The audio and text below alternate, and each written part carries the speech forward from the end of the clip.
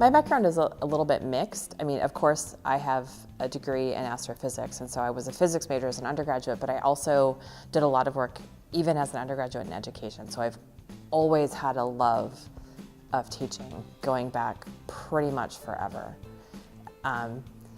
Since that time, I've done a variety of things. Of course, I've been teaching at UVA now for more than a decade, and I think that I have the best job in the world.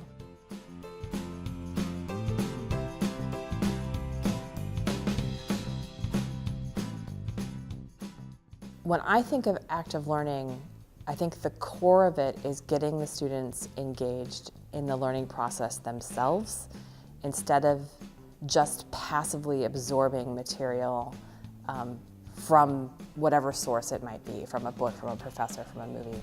I think of active learning as having the students do things to create their own knowledge in their own brains where they have their own sense of ownership.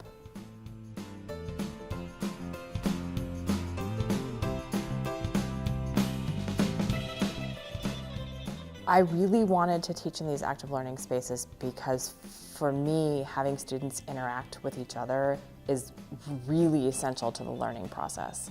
And these spaces and the classrooms I teach in now enable the students, by virtue of their physical setup, to not only be able to interact, but they almost have to interact. And I think that's so essential, one, for peer learning, because they can, of course, teach each other, but they get to know each other. And not only when they get to know each other, they do things like develop friendships, which I think is great. But more importantly, I think as they develop friendships and they become comfortable with their peers, they feel safer in the classroom. And I think that when students feel safer in a classroom, they're much more receptive to learning, and they're much more receptive to admitting when they don't know something.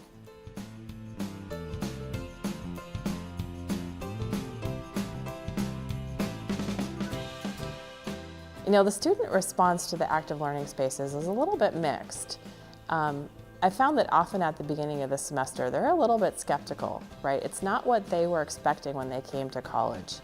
I think a lot of students think that what they want is to sit in a big lecture hall and passively learn and be anonymous, because that's easy. It's a low energy state of learning. And they think that's what they want, but it's not really what they want. They just don't know that. And so at the beginning of the semester, I found that when they see the physical setup of the room and when I describe to them the way the class is going to play out, I get some skepticism.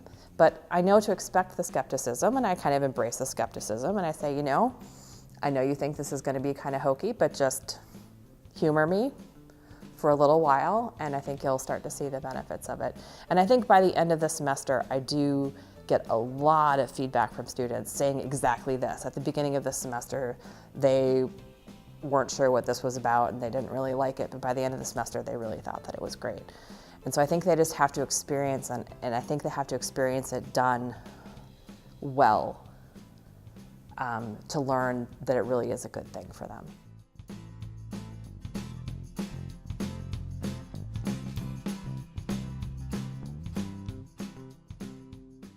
I would absolutely recommend these spaces to other faculty, but only if they're prepared to use them well.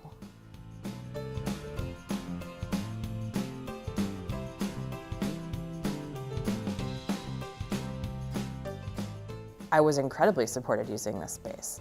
I mean, every time I had an issue or a question,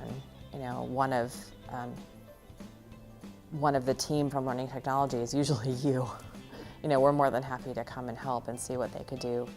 So I thought there was a lot of support to make it work.